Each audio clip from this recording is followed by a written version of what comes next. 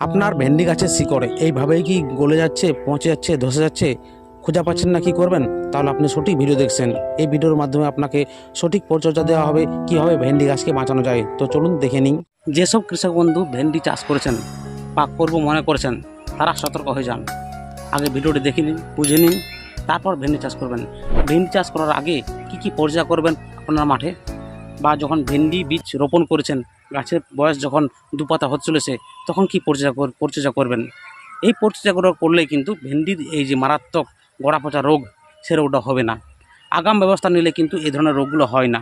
হয়ে গেলে কিন্তু বিশাল ক্ষতি, প্রায় 90 থেকে 80% আপনার পুরো গাছ নষ্ট হয়ে যাবে। এই যে এখন দেখছেন যে এই গাছে গোড়া পচা রোগ লেগেছে, এই যে বিশাল ক্ষতি হয়ে গেলো। ক্ষতি তো হয়েই গেল, একে কিন্তু ফিরানো যাবে না। নতুন করে গাছ লাগাতে হবে। যে গাছগুলো বেঁচে আছে সেই গাছগুলো বাঁচানো যাবে। আজকে ভিডিও বলবো যে এই গাছগুলো বাঁচানোর জন্য কি ওষুধ দেবেন, কতটা পরিমাণ ওষুধ দেবেন।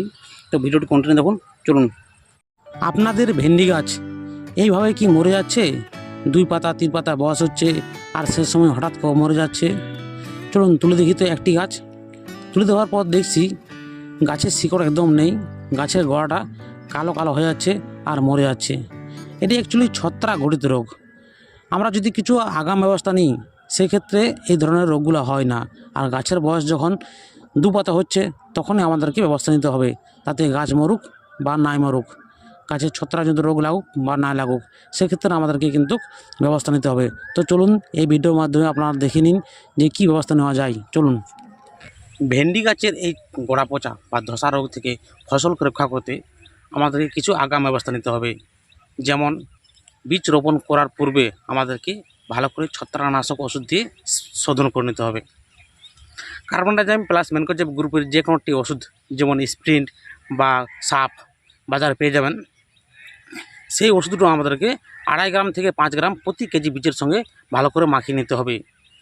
শোধন করার পর আমরা বীজ রোপণ করলে এই ধরনের রোগগুলো হয় না। তারপর যখন গাছের বয়স 2 পাতা হবে, তখন কিন্তু আবার আমাদেরকে এই ওষুধগুলোই, যে কোনো একটি ওষুধ স্প্রিন্ট বা সাফ আমাদেরকে স্প্রে করতে হবে 2.5 গ্রাম প্রতি লিটার জলের সাথে। তাহলে এই ধরনের রোগগুলো হয় না। আপনি বলবেন আপনার ফসলে তো কোনো রোগ লাগেনি, গাছ তো মরছে না, তাহলে কেন স্প্রে করব? কিন্তু আমি বলবো গাছ যখনই 2 পাতা বয়স হবে, তখন কিন্তু স্প্রে করতে হবে। কারণ যখন ছত্রাক ঘটিত রোগ লেগে যাবে, গাছ যখন মরে যাবে, তখন কিন্তু সেই গাছকে ফেরানো যাবে না। এই জন্য আমাদেরকে আগাম স্প্রে করতেই হবে। যখন 2 পাতার বয়স হবে, তখনই কিন্তু স্প্রে করতে হবে। এরপর জানাবো, আপনার ফিল্ডে যদি ভেন্ডি গাছ মরতে শুরু করেছে, ছত্রাকজনিত আক্রান্ত হয়ে গেছে গাছগুলো, একটার পর একটা গাছ গোড়া পচা রোগ লেগে মরতে শুরু করেছে, তখন আপনি কী ব্যবস্থা নেবেন? এই যে এই ফিল্ডে দেখছেন, এই ফিল্ডে কিন্তু একটা ভেন্ডি গাছ কিন্তু মরেনি, খুবই সুস্থ আছে। কারণ এই কৃষককে আমি আগাম ব্যবস্থা নিতে বলেছিলাম। তিনি সেই অনুসারে ছত্রাকজনিত ওষুধ স্প্রে করেছে, বীজকে শোধন করেছে, তাতে কিন্তু তার একটা গাছ কিন্তু মরেনি। আপনারাও এরকম ব্যবস্থা নিতে পারেন।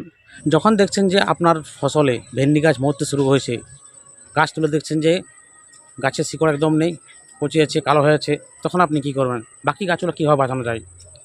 তখন আপনাকে অ্যামিস্টার টপ সিনজেন্টো কোম্পানির খুবই ভালো ওষুধ, দীর্ঘদিন ধরে কাজ করে, 1 ml প্রতি লিটার জলে স্প্রে করুন। সপ্তাহখানেক পর একবার করে স্প্রে করুন, বিকেলের দিকে স্প্রে করবেন, খুবই ভালো কাজ করবে। তাছাড়া আপনি রেডিওমেল গোল্ড 2 গ্রাম প্রতি লিটার জলে স্প্রে করতে পারেন, খুবই ভালো ওষুধ। এই দুটো ওষুধের মধ্যে যে কোনো একটি ওষুধ স্প্রে করুন, খুবই ভালো কাজ করবে। তাছাড়া এই দুটো যদি ওষুধ না পান, সেক্ষেত্রে আপনি অবতার বা নেটিভো 1 গ্রাম প্রতি লিটার জলে স্প্রে করতে পারেন, এবং বায়ারের বোনাস 2 ml প্রতি লিটার জলে স্প্রে করতে পারেন। তো বন্ধুরা, এই ছিল আমার পরিচর্যা। ভিডিওটি কেমন লেগেছে অবশ্যই কমেন্ট করে জানাবেন, আর ভালো লাগলে প্রচুর পরিমাণে শেয়ার করুন। ভালো থাকবেন, সুস্থ থাকবেন, ধন্যবাদ।